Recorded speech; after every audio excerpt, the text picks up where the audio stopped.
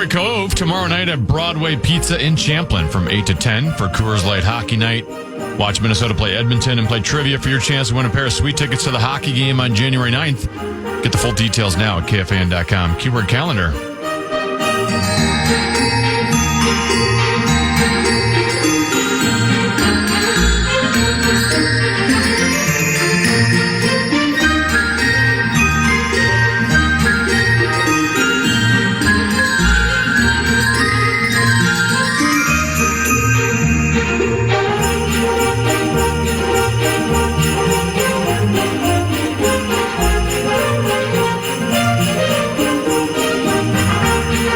It's like, hello?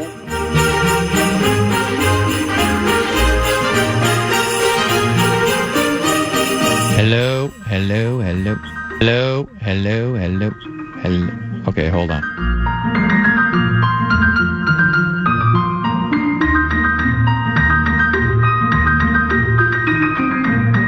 I kind of like that, just wandering around out in the hallways during a segment. It's kind of fun. That little musical interlude. It's, tis the season. Why not? Time now, though, for 5-3-4 on the fan. Time now for 5 questions. Well, actually 3, but 5 sounds like more than 4. Question number 1. Mayday, mayday, mayday. Mayday, mayday. I love this so much. Time now for another edition of Mayday in Green Bay. An inside esoteric analysis of the Aaron Rodgers crisis in Titletown, USA. Well, more of a Mayday in New York, but we don't want to change the open. The New York Jets fired GM Joe Douglas yesterday, 6 weeks after the team fired head coach Robert Saleh. The Athletic reported that owner Woody Johnson, after the Jets lost to the Broncos on September 29th, suggested to coaches that they bench Aaron Rodgers in favor of Tyrod Taylor because he felt Rodgers' performance was holding the team back.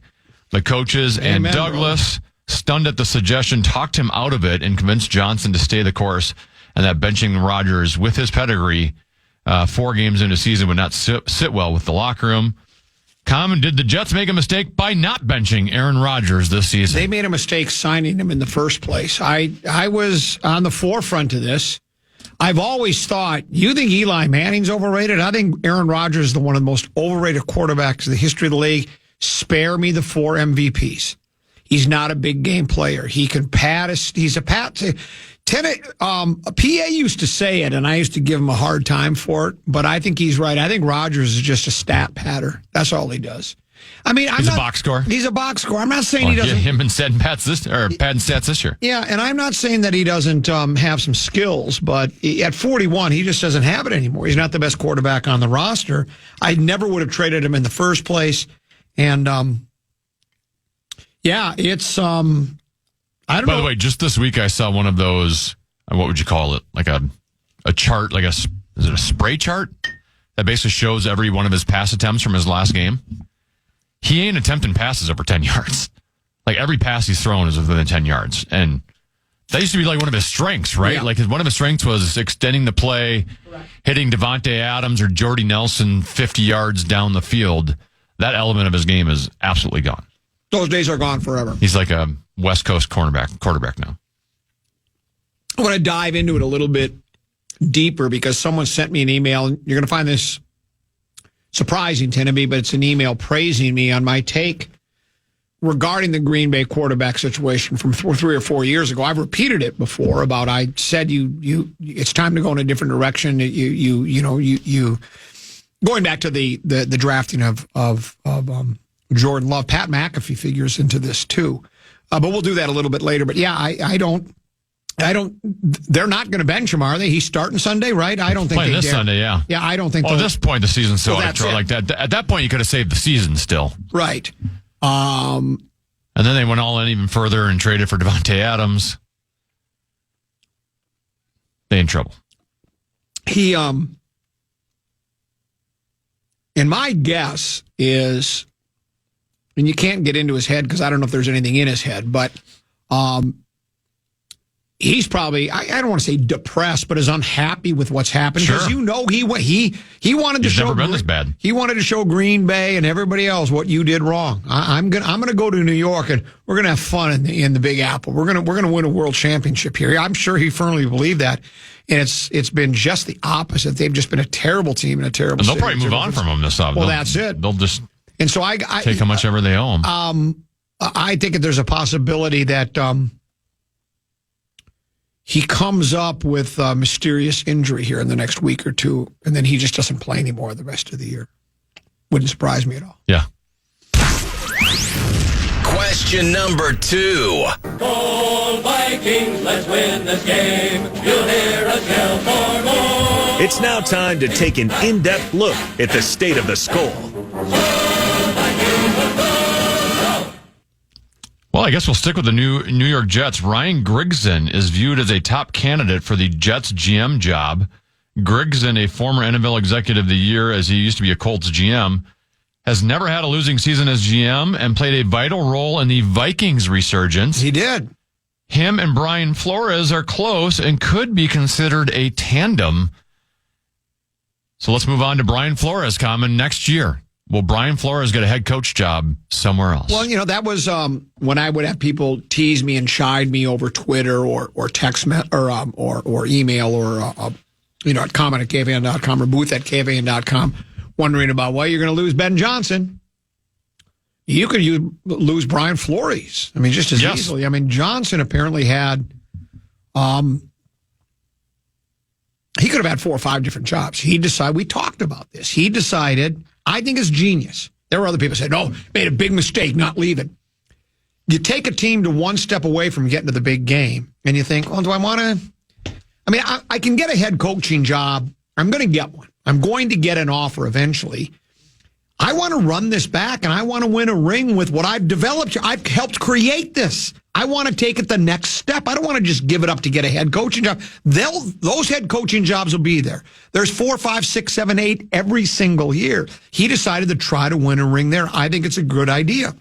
Flores, now remember, he'd been a head coach. He sues the league for discrimination, and there are those that think, well, he'll be.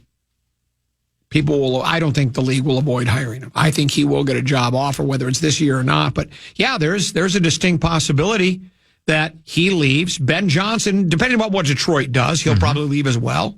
And that happens. The best coordinators go. I guess that's it's a good thing to happen. Good problem to have. And if he and is it Grigson? Yes. If they are that tight, they my guess is, yeah, he could certainly be Flo could follow him there as a head coach. And if he gets it, good for him. Question number 3. And now it's time to go in the trenches. Saw this tweet from Adam Schefter today. And it was tweeted at 8:24 a.m. It wasn't tweeted at 3 in the morning. So good for Adam. He tweeted, following the Deion Sanders to Colorado model, Hall of Fame linebacker Ray Lewis has emerged as a candidate to become the next head coach at Florida Atlantic University. Sources tell ESPN. Comment, do you think Ray Lewis would make a good college coach? And will more schools follow the Deion Sanders model? Yeah, I don't know if he's got the coaching acumen, if he's got the chops for it or not. Hell of a player. It's been good to be Ray Lewis as well. Bad times. Yeah. Yeah. I don't think it's quite as good as it used to be, but yeah, it was really good for a while. Really good. I don't know if he would, again, Tennessee, many great players have not become great coaches in probably all sports. The one that always sticks out for me in particular was Ted Williams was, they called him the Yankee Clipper, one of the greatest baseball players of all time. Last player, he, 56-game hitting streak, last player to hit 400. He became manager for the Washington Senators and then maybe managed somewhere else. Now, maybe he didn't have the personnel either, but he never that didn't all of a sudden translate into a great coach or a great manager. It just didn't work for him. So whether Ray Lewis does or not, we talked about Deion yesterday. I think part of it's a media creation. People like him. He's very engaging. He's got a larger than life personality. And last year they built them up big time. They were getting primed. They were getting they were getting national exposure with on television. They started out 3-0, went in the tank, finished 4-8. This year is much better. We talked about their schedule yesterday. It's not the strongest schedule in the world, but people like him, and apparently he can recruit a little bit. Now I don't know. I want to see them play some really good teams and see how good those players are. They're not having a lot of trouble with the schedule they're playing right now. So, but it seems like Deion's the players like him, the kids like him, and he's got surrounded himself some good people, so the team's doing well. Will other colleges look at that and go, I like that model?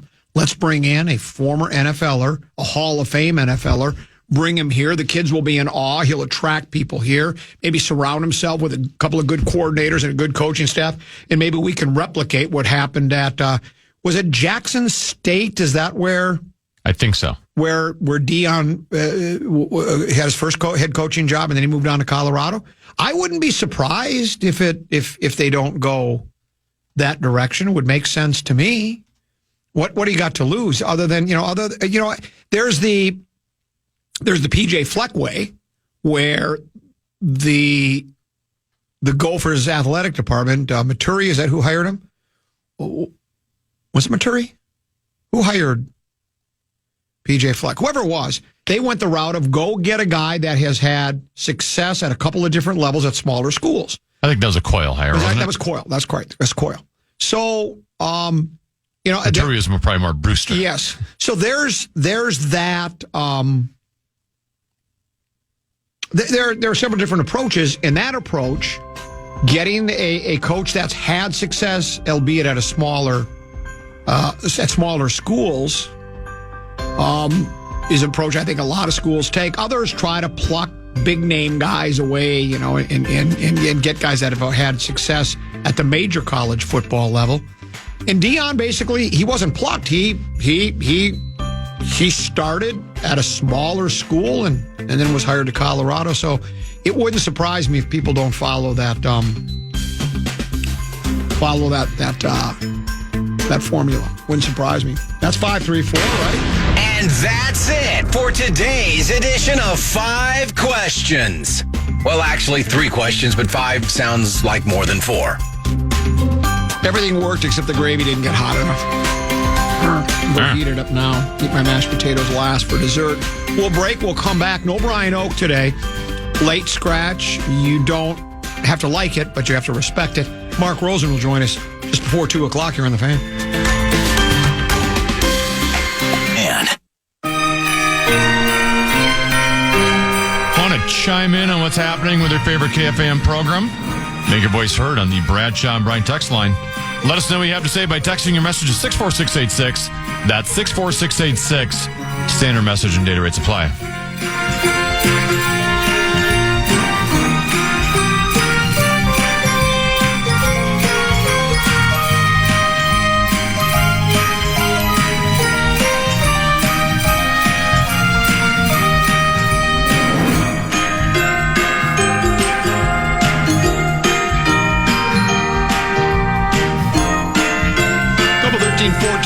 Past Common Man program. I'm the Common Man, Dan Cole. He is 10 of B. No Brian Oak. He'll return next Wednesday at his regularly scheduled time, which is 1:30 for another edition of Rock Talk. Rosen at 2. This text message says, Common, since this is the all-sports station, Joe DiMaggio had the 56-game hitting streak, not Ted Williams. Ted batted .406 in a season. Best ever. Closer to the emailer. I've been doing sports talk radio for 30 years. Kind of got a feel for what's going on. I got a handle on it. Leave the statistical excellence to the common man. Leave it to the professionals, as we like to say. I forgot to tell you, but we will have a KOC Presser coming up here shortly. Oh, sweet. We just have to tap dance a little bit, right?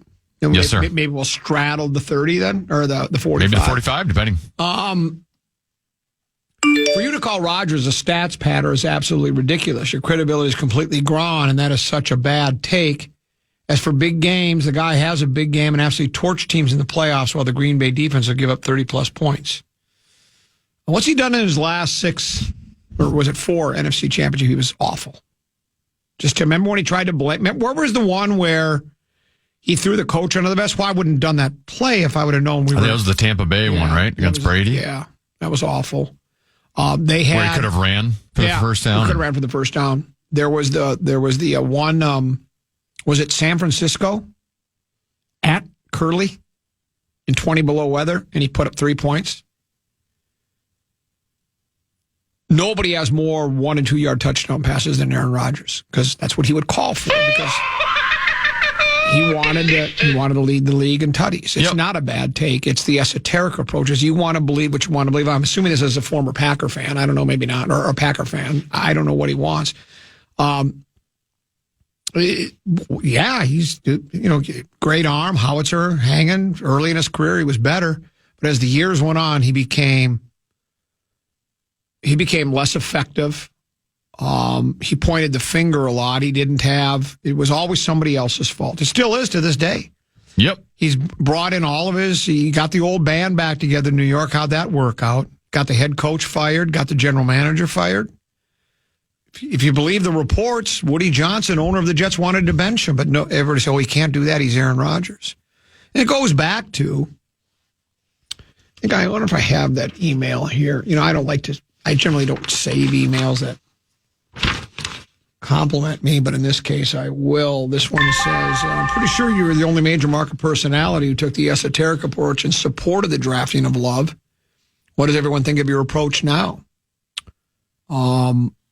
And then he has my quote, Common Man, some 13, 14 years ago. It says, it's incumbent upon the general manager of a franchise to think about the future. They are the caretaker of the franchise, both present and future. And if you think Jordan Love is your next franchise quarterback, you take him, Rodgers' ego be damned. That's what you do, and that's what they did. If you're a Packer fan or just a football fan, do you think Green Bay's better off with Jordan Love, or do you think they'd be better off if they had Aaron Rodgers on their team still? I know back at the time of the decision, everybody thought the Packers were, player or two away. Give them a wide receiver. Give them some help. And they'll go to the big game. Well, if the guy's a 4-time MVP and as good as what this text messenger is trying to tell me, then I don't. First of all, I've never had any credibility, and I don't care what you think about my credibility. I don't care. Here's KOC now, head coach of the Vikings. How's everybody doing today? You're doing pretty good. Thanks for asking. Appreciate that. Yeah, you got it.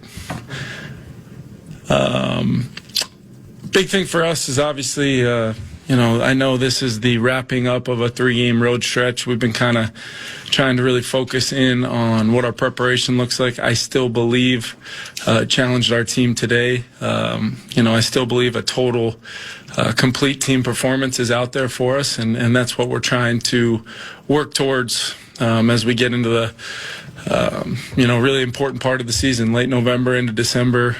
Chance to take all the things we've learned about our team, try to keep improving and put it all together. In the division, NFC North road game, they're always difficult. Chicago played really well last week, and I think they've, got a very talented roster, a really good young quarterback who at any point in time continues to show all the things that we saw when we were going through the evaluation process of the entire rookie class. So we got to play really well defensively.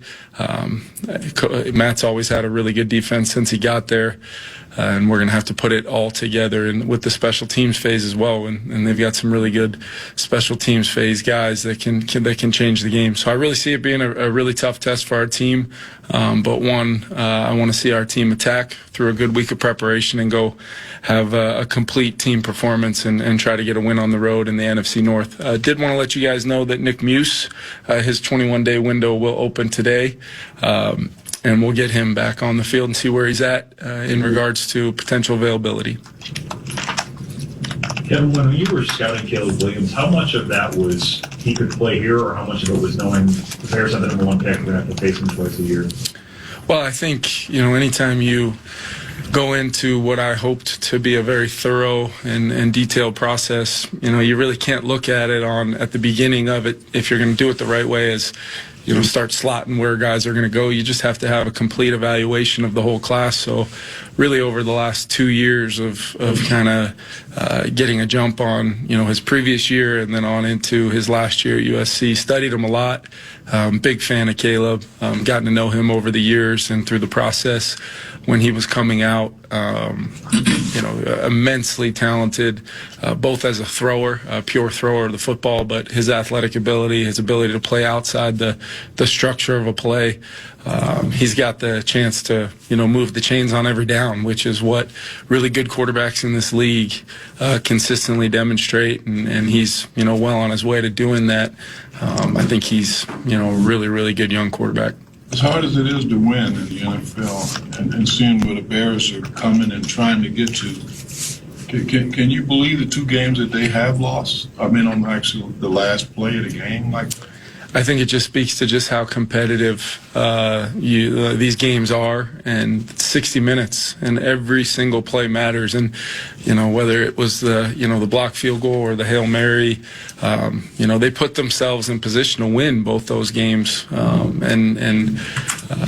The difficulty in winning is on full display because they did everything that they needed to do as a team to win those games and lost it on the very last play. So I do believe it's it's something that they're probably reinforcing with their guys of how well we've actually played. Maybe the results have not come, and that's what everybody's going to talk about, but the foundation of playing good football is definitely within that team, and especially when you're talking about a divisional game at home for them, on the road for us. Whoever wins the game on Sunday is going to be the team that executes best in all 3 phases for 60 minutes. It sounds like a cliche, but I think not only our opponent, but we can clearly speak to that as well with, going back to our 2 losses in the 5 days where, you look back on 2 or 3 plays in those games and maybe those outcomes are different. So it's not always the last play. That's what I keep stressing to our team. It's the urgency of execution, play style, and strain and finish every single snap for 60 minutes to give yourself an opportunity to win in this league, which is hard to do. Kevin, what did they do differently with Thomas Brown? Because Caleb did look like he was a little more in rhythm last week. Yeah, I thought Thomas did a really nice job in regards to getting playmakers involved, whether it was an easy touch, on a jet sweep or a receiver screen to DJ Moore. Clearly, you can see Caleb and Rome's kind of me to you factor that comes with all those extra reps that rookies get based upon, the veterans being so friendly with their schedule in the offseason compared to the veteran schedule. They get a lot of extra time on task together, and it shows with the trust Caleb has in Rome. And then Keenan Allen, I've been a huge Keenan Allen fan going back years in this league. Separator, so savvy, understands how to work zone, beat man. And I think Caleb with Kmet and now Swift in the backfield, I mean, it's a pretty dynamic group of skill players for Thomas to work with. And I thought he did a really good job for a young quarterback, getting him some easy throws, getting the ball out of his hand, but still, allowing some of that freedom that Caleb is so special at to make some plays. So you can see it, and I'm sure they're going to try to stack a good performance on what was a very good performance the other day against a good Green Bay defense. So we've got to show up and play well. Okay, when it comes to keeping Justin involved, even when the defenses pay so much attention, have you had to dig further into your vault, like over the last 3 years, than you maybe thought you might have, just to stay ahead of that? I mean, honestly, we've had to, not only do that, but you've got to really implement some new things and some things that maybe you didn't come across during your early coaching career, whether as a coordinator or position coach, or even when you're responsible for a small area of the game plan as a younger coach. You really have to kind of look outside the lens of, always what you see on tape. I think so much of this league is a copycat league, and it's, looking at the principles, or maybe in some cases the exact play, you'll see it repeated. I know our defense has seen quite a bit of that, where if a run hits on them, they're going to see the exact same run based upon, people searching for, positive plays against Flo and all of his scheme that he has. But with Justin, it's been a really unique thing, just because it allows not only myself and our coaches, but Justin plays a role in it as well. What did you feel at the top of that route versus this double team, or maybe it was a zoning look with just high help and a couple extra underneath defenders underneath you? What do you feel like is possible from that same route stem, and then how do we complement that to make sure the other eligibles have a chance to have an impact on the play? And then you compound that. I think you saw it last week. That was one of the things Sam did really well, was getting back to Brandon Powell on the backside of a play, getting back to even Justin in the red zone, trying to maybe activate some things away from Justin purposely. Doesn't necessarily play out the way we intended, and he feet, eyes, rhythm right back to Justin, and Justin gets a first down, and we score on the next play. How many times can we stack that kind of execution with the protection, not only schematically and fundamentally to start the down, but can we get the strain and finish with Sam's athletic ability to allow him to extend some plays like he did, which were huge for us last week, to not only generate a couple explosives on some third downs, but sustain a new set of downs, which is so vital for us, because we feel like if we can do that, we can stack some plays together and hopefully finish in the red zone. Did you see that in 21 with Cooper Kupp, the season that he had? I think it was 21, that he had Triple Crown and all that, and I know Justin talked about him when you first got here. Was it not to that degree? It was just a little different, because although Justin can morph into any position in our offense based upon how we like to move him around, Cooper did predominantly live inside, and there was a lot of easy touches to find even in some of those sequences, because Cooper was so heavily involved in the run game. Literally doing some things in the run game. You're like, there's no way the Triple Crown winner is also, I'll think back on a play against Tampa where he ended up somehow, with how the play ended up, he was blocking, I think, Levante David at the point of attack. It looked like we were running a 21 or 12 personnel play with just our receiver doing that. So off of that, a lot of times, the marriage of the run in the past, there were some easy touches for him. With Justin, we're pretty purposeful about, some of the things we ask him to do. He's very willing, but just knowing just how vital he is to our offense. So I think it's a little difficult sometimes to really kind of compare the two. But I will say, the last game I ever coached in LA, we really, they were playing basically a version of man coverage where there was two people on Cooper at the line of scrimmage in many cases. And we had to piece together through some injury. Tyler Higbee had gone down, Van Jefferson, Odell Beckham, some of these guys had gone down throughout that stretch, and we were having to find ways to win, especially on that last drive that maybe didn't exist on the call sheet. And that kind of preemptively, the next job I have a couple days later is here, and we've had to do that many times.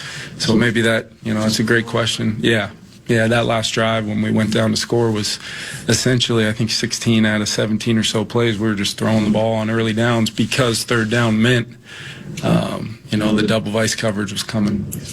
You guys have just 3 rushing touchdowns from backs this year. I think Aaron got stuffed on one last week. How small is the margin for error of having to get all those blocks right when you're down near the goal? Yeah, it's sometimes there's, especially I think we've done a pretty admirable job against some pretty darn good fronts. When you think back, clearly the interior guys we played last week, you go back the week before that, and, there was some real size in the Jacksonville front. You go back a week before that, you had the twins from the Colts. It just seems like that's how it's kind of been, and we're trying to get as good as we can. Really having those combinations when we can to help our guys inside, but sometimes we've got to do a better job with scheme. We've got to, try to still reinforce the play style, even when we might be, there might be a size advantage for the other side in there. There's really no excuse. We got to be able to run the football in, because as you guys have seen, so much of our offense comes off that in the field.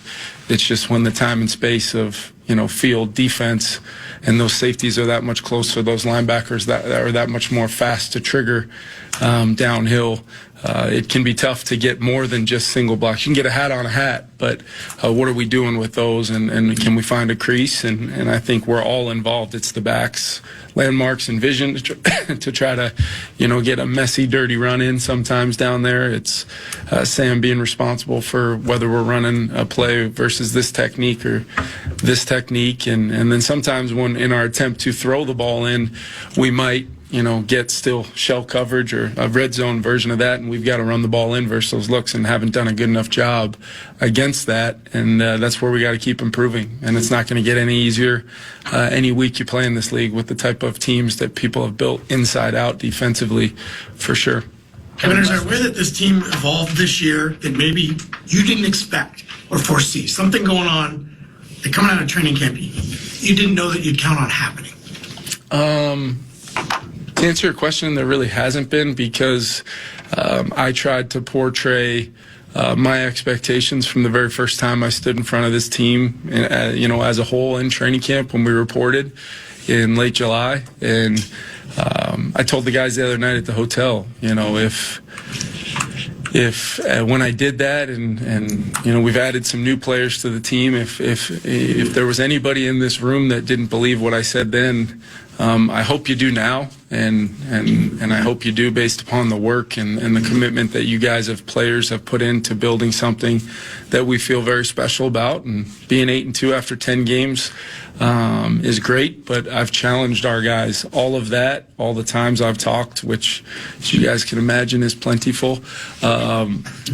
All of that means absolutely nothing if we don't continue to improve and get better and play our best football here towards the end of the season. And we're going to play some really good teams, offense, defense, special teams, where if you don't show up and play to the best version that you can of your own team, it really doesn't matter what the opponent does, because everybody's good. Everybody's got the ability to win a game on any given Sunday, and that's what this league's all about. So, there's really hasn't been a time, just because I've tried to push beyond maybe their own personal expectations early, or anything that they might have been hearing from a narrative standpoint about our team. I've tried to kind of wade my way through that and eliminate all of that, and just keep them focusing on what we're doing on a daily basis around here. Kevin, Archuleta said, I know you know Tom Brady when it comes to being an analyst, but when it comes to quarterback, he said that you can tell Darnold has been coached in a way that he's never been coached before. If so, if that's true, what's different? What would you be doing any different than someone else? I can't really speak to, any other situations. I feel very strongly about the way we coach the position here, and it's definitely a we thing. It's not just me. It's Josh and Grant in the room. It's Wes. It's our whole staff, and then I think it's the Sam dynamic of hopefully feeling like it is a back and forth thing where. We're always going to coach them hard. There's been some moments where we've come in on Mondays and maybe I coach some things up a little harder, based upon, being the razor thin margin of error for the quarterback position. That's what it is. And it's when you go back and look at times that it doesn't work out, you better have been coaching principles to try to avoid some of those things ahead of time. So then you're just circling back to, hey, all this was, this was a feet and eyes thing, or you've taken this rep 15,000 times since you've been here, but why on this one was this footwork a little off, or why are your eyes in this place instead of right here?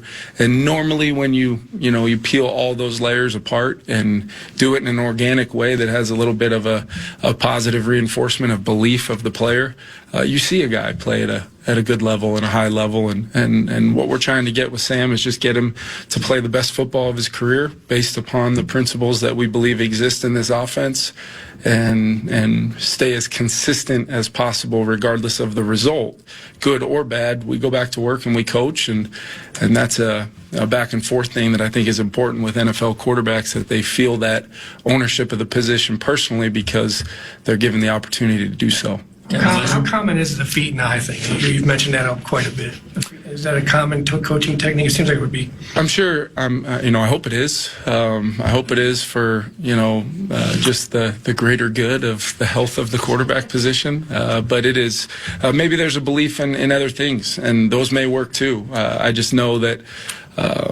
Coaching the position as authentically and consistent as you possibly can is something that I believe very, very much to my core in doing so, because there's just so many variables in it that if you're, I just don't want to ever be literally the Monday morning quarterback where you're holding the clicker saying you should have done this, this, and this. If the player's never heard that before, that's my fault. That's not any quarterback's fault. And it's just the way we try to do things around here, and we feel strongly about it.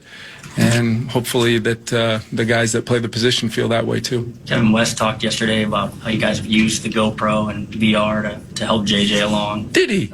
Yeah. What is the benefits of that, and where have you seen that kind of show up in his? I think we're trying to use any and all resources we can to maximize this year for JJ. And obviously, with the first things first, I'm sure Dr. Phillips didn't share about the medical side of things, but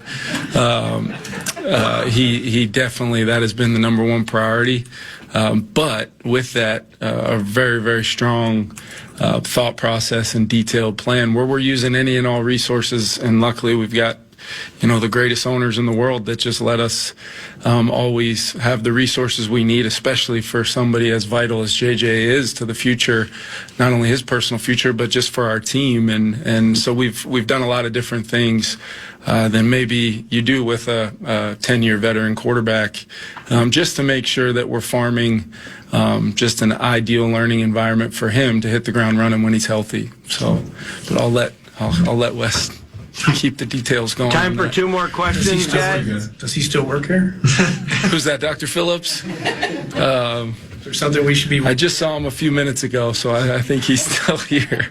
What have you thought of all the rules that Josh Metellus has, set it into playing for this defense? Yeah, just look at, even the last week's game, third down, and it's him and Cash up there in the A-gaps, and they're running a pick stunt, sacking the quarterback, and then critical down later on in the game, they're right back up there, dropping out into coverage, playing a vital piece as P. Jones or Gink get one of those sacks in the 2-minute.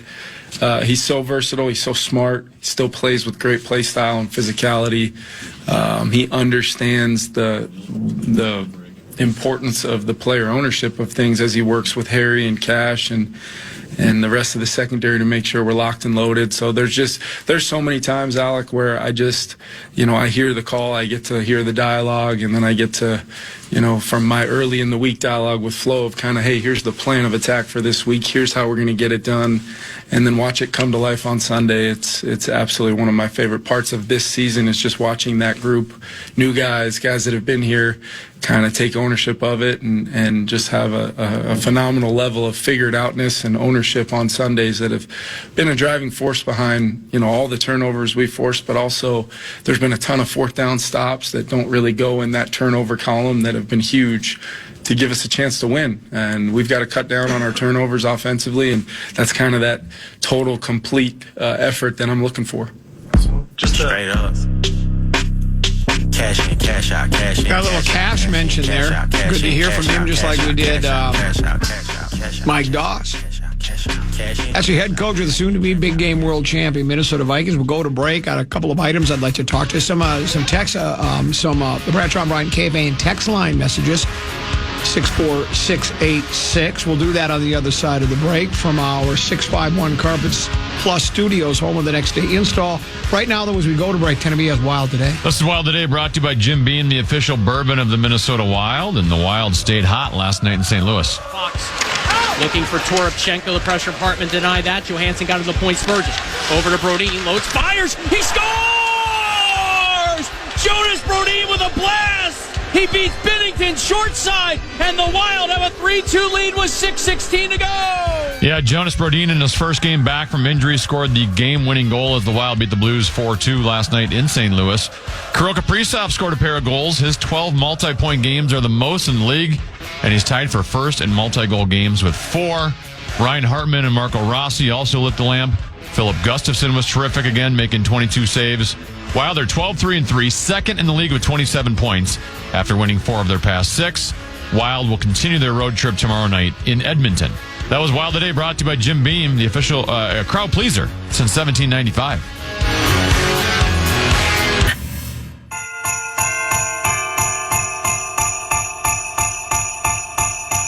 Come hang out with the Power Trips Max Fuller tomorrow night at Shakopee Bowl for a Wolves watch party. Get there at 6:30 to watch your Timberwolves in action and to sign up for your chance to qualify for first-round playoff tickets next year. Get the full details now at KFAN.com. Keyword calendar. Speaking of tickets, before the Grum is over, we will give away a pair of tickets to the Wild versus Predators game. That's for November 30th. It's a Wild Wednesday presented by Jim Beam, the official bourbon of the Minnesota Wild, and they're the ones helping us to provide you with the tickets. So we'll give those away a little bit later. One of our Fancy Pants features here at the Fan is KFAN Talkback. Tenneby and I've got a couple of talkbacks lined up here that I'd like to play. So why don't we go ahead and start with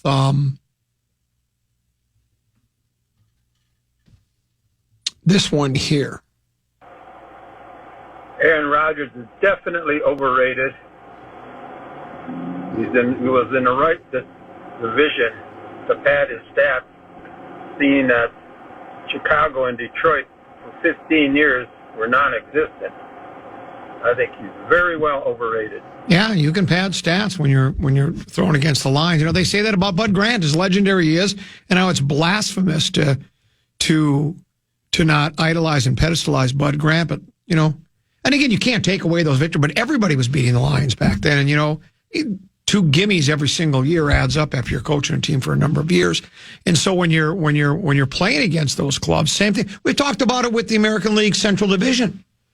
You know, Twins, and, you know, credit them for being one of the better teams in the Central Division year after year after year. They made a lot of playoff spots because they had Cleveland, Chicago, Detroit, and Kansas City in the division. And we know that for long stretches, 3 of those 4 teams were usually just brutal for 3-4 years at a stretch. They make a little bit of a run, get better, then go right back down to where they were. And so when you're... And they had a painfully... Yes. In terms of the scheduling, it was not very balanced back then. Were you playing each team like 18, I think it was like 19 times. Yeah.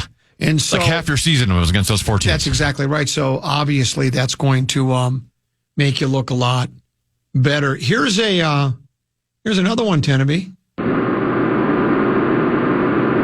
We all understand Dion likes to make it about himself, but he's always been that way, and he's always been able to back it up. Dan Campbell's an ex-player. The players respect that, play hard for him. I think when you got prime time as your head coach, the players are going to respect that and play hard for him, especially today's player. They're all about show anyway. I think he'd do good in the NFL. Yeah, he said he wanted to say you only get 30 seconds, and it was cut off there. He said he'd be good in the NFL.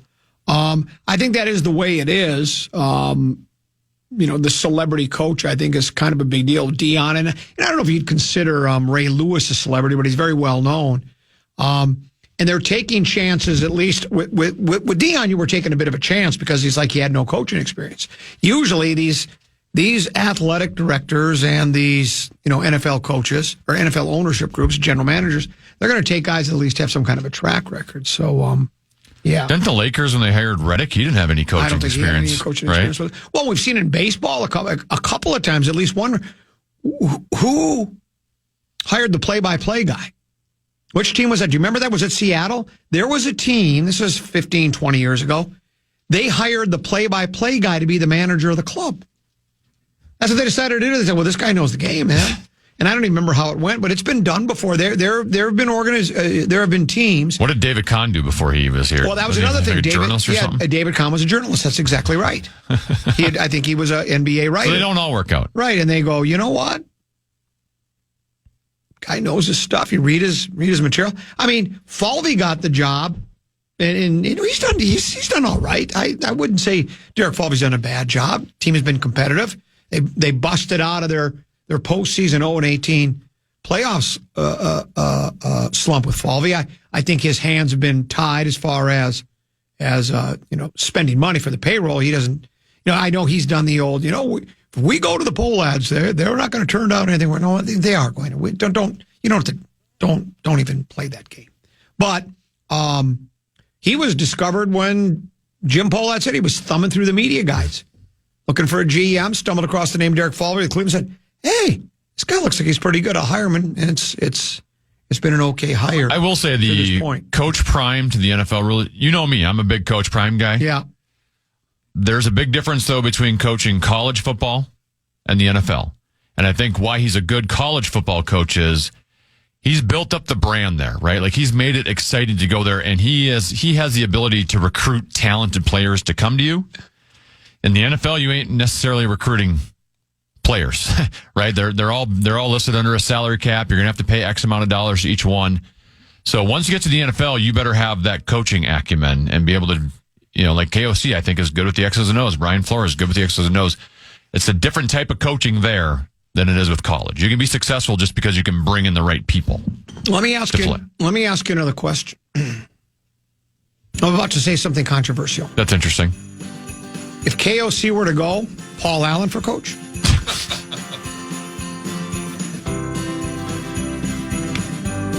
They've done it with a play-by-play guy before in Major League Baseball. I brought it up to you. Can you imagine his meltdowns on the sidelines? He knows the game. Put it this way. He has a forthright, educated opinion. If KOC leaves, I'm going to stump for Paul Allen, the national treasure, become the new coach of the soon-to-be Big Game World Champion.